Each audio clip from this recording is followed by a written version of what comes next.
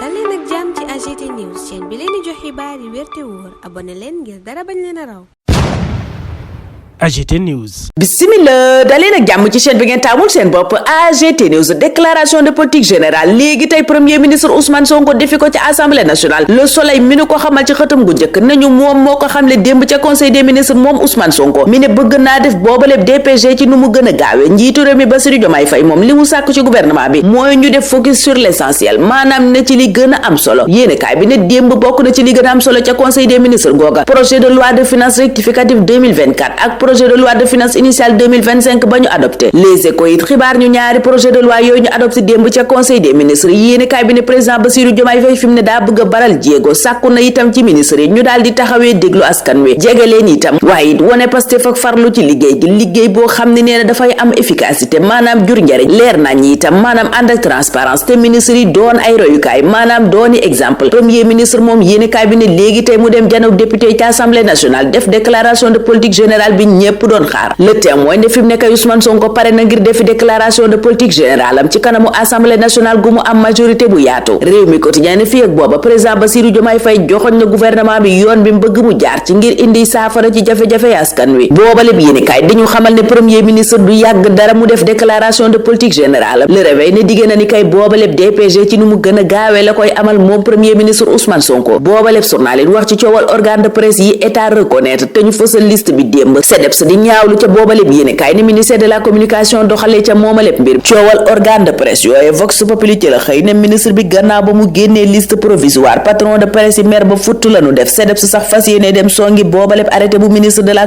communication ministre bi yor bi ne dafa taxaw jub xoo ci janook organe de presse yi nga xam ne méngoowun ak yoon maanaam ñi non conforme yéenekaay bi ne gannaaw publication liste média autorisé yooya Mamadou Ibra Kane bu CDEPS ñaawlu na li mu tuddee décision unilatérale Maïmouna Ndour Faye yéenekaay bi ne daa mer ba futt fas yéene kalaame ji ca kanamu yoon maam biram wàcc ne état moom bu delloo ginnaaw ci kanam patron de presse yi na xam ne faiblesse lay doon ak aveu d'échec aide à la presse bi yéenekaay bi ne gën naa duuf ndax jóge na ci 1,9 dem ba ci 4 milliards maanaam li ñuy jàppalee këru tasukaay xibaar yi yéenekaay bi ne gën naa sakkan direct news ne waaye organe de presse yooyu li ñuy sakkan toll ci juróomi téeméer ak fanweer ak juróom benn yéenekaay bi ne téeméer ak fukk ak ñaar képp la ci état reconnaître ndax mooy liste bi ñu génnee démb liste booba point actu ne daa mujjee faat presse bi waral yéenekaay bi ne CG la presse journal bi ne presse moom mën na noo jàpp ne dee na ci mim réew yéenekaay bi ne bokk na ci organe yi nu jàpp ne état tey daf leen a bëgg a faagaagal le quotidien point actu la source a le témoin Sen TV 7TV ndax ñooñu ñépp reconnaître uñ leen tribune ne ministre booba di Alioune Sall def lu dul violer constitution ndax organe yi mu ne reconnaître uñ leen méngoowul ak article 11 bu constitution booba di wax ne création organe de presse ngir information politique économique culturelle sportive sociale récréative wala scientifique dafa libre maanaam ku mu neex sañ ngaa taxawal sa organe de presse régime presse tribune ne loi bi ci boppam moo ko fixé kon ministre bi bu ñëwee tey naan yii ñooy organe de presse ak yeedunu ko méngoowul ak ndey charte réew mi di constitution bi loola tax ci les échos presse boobay ñaawlu lim tuddee forfaiture ñu fekkati Maïmouna Ndour Faye ca boobale bi yéenekaay mu ne tentative de liquidation bi du jàll presse privée bi la jàpp ne nguur gi daf koy bëgg a xeex te loola nag mu ne duñu ko seetaan lépp lu mu jaral nguur gi dana leen ko jaral Mamadou Ibra Kane njiital CDEPS ne lépp lu nu am ci jumtukaay daanu ko xeexee enquête ne tempête kay fim ne moo am ci presse bi yéenekaay bi ne 112 organes képp la ñu reconnaître ci 380 ya enregistré wu journal bi ne liste provisoire bañ fësal dem yéenekaay bu Madiambal Diagne bi le quotidien source à las ak 7TV nekkuñu ci le quotidien mooma tuddee lii lépp le sale coup de l'état yéenekaay bi ne ci 380 demandes yuñ defoon 112 képp lañ ci validé le quotidien 7TV Sen TV las ak yeneen ñu seppi leen CDEPS di ñaawlu li mu tuddee abus maanaam ëppal ci ay sañ-sañ te fas yéenee xeex loola ñu jàpp ne du yoonuk setal gi ministre de la communication jël ci organe de presse yi Sud Quotidien ko tuddee médiamétrie d'Alioune Sall yéenekaay bi ne Alioune Sall ngay natt këru tasukaay xibaar yi ba xam yen ñoo ca méngoog yoonam déet yeggee ñuy coow li mu jur démb coowal assemblée nationale rawatina ak tànneefu juróom-ñetteelu président bi Les Échos ne ba tey fayegut ndax Thierno Bocoum dugg na ca jox dëgg coalition Takku Wallu ne waa Pastef la ñu def barki démb ba ñuy installé 15e législature bi du dëgg du yoon Birima Mangara waxtu woowa ca Vox Populi di waxi dëggam moom ministre ba woon te nu fal ko bees ca assemblée nationale ma ngay leeral ne làq laqatuwul ci ginnaaw mbubbum assemblée nationale wala immunité parlementaire ngir bañ a wuy ji ndax dem na wuy ji démb convocation gendarmerie gannaaw plainte mandataire am bi koy toppee escroquerie. Birima Mangara ne sama campagne maa ko financé sama bopp te tayleew ma sama terrain ci Mohamed Diallo moomu ma plainte. jamono jooja laas ne ñu Mamadou Lamine Diante njiital au conseil du dialogue social ma ngay dox tànki jàmm diggante nguur gi ak syndicat yi tàmbalee yëngu-yëngal yéene cabinet front social bi bax la bëgg a fay moom Diante. Ousmane Sonko moom ma ngay lijjanti mbiram West African Energy ga tax ñu teg loxo Samuel Sarr yéene cabinet intérêt Sénégal lay xool lu mu ca moomalép mbir waral mu dajeek Arona Dia. journal booba dugg ak ñun ci secret audience booba yemook libération dinu xibaar ne DRFJ génnee na benn milliard bu teg ñaar téeméeri million ngir sóob loxoom ci campagne agricole bi maanaam campagne njaayum gerte mi. libération noppi ca loola wax ci cocaïne bu bari bi douane teg loxo yàggul dara. journal bi ne mafia bu rëy la douane tas noona lépp nga dooree Mali. yéene kaay bi ne oto bi yaboon ñaar téeméer ak fukki plaquetu cocaïne yooye ma nga waroon a déposer mbir mi ca garage malien bu port bu Dakar. yéene kaay bi ne chauffeur bi di Sangare def nay aveu maanaam wax na dëgg gépp. yéene kaay bi ne ñaari xar yu ne woon ci Toyota bi ak déformation bi ñu nemmeeku ci masse de charge bu oto booba moo teey xelu douane. dossier bu diis booba nag libération ne mi ngi ci loxol pôle judiciaire financier. ñun ñu teg foofa sunu loxo tey ñaanal leen kendal ak jàmm dig dajee ëllëg incha allah.